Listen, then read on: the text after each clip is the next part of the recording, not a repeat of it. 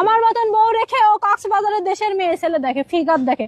আমি কই ওই মেয়ে কি সামনে নিয়ে এসে দেবো? তখন হাসে, কয় আরেকটা বিয়ে করি তাহলে আমার ভিডিও ভালো হবে না।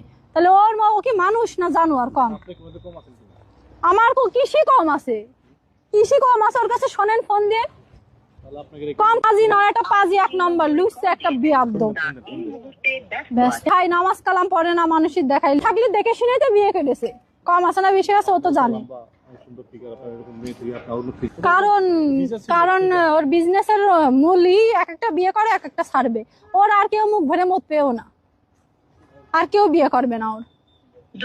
ভগবান আসলে ও তো ভালো অনেক টার্গেট করে, মানে যাদের নিয়ে কন্ট্রোভার্সি করা যায় এরকম মেয়েরই টার্গেট করে, ডিভোর্সি মেয়ে।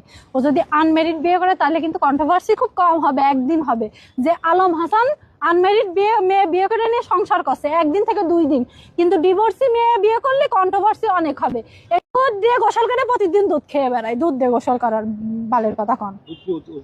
এক একদিন এক একটা মেয়ে নিয়ে শুয়ে থাকতে পছন্দ করে আলম হাসান, এক মেয়েতে আসক্ত না আলম হাসান। আলম হাসান এক একটা মেয়ে নিয়ে প্রত্যেকটা রাত কাটাতে পছন্দ করে। ও কখনোই কোনো মেয়ে নিয়ে সংসার করবে না। আমি বাচ্চা কাচ্চা নিতে চাই, আমি বিয়ের পরে পিরিয়ড হওয়ার পরে আমি আর ওষুধ খাইনি, ওর মা কাই বাচ্চা নিয়ে যাবে না।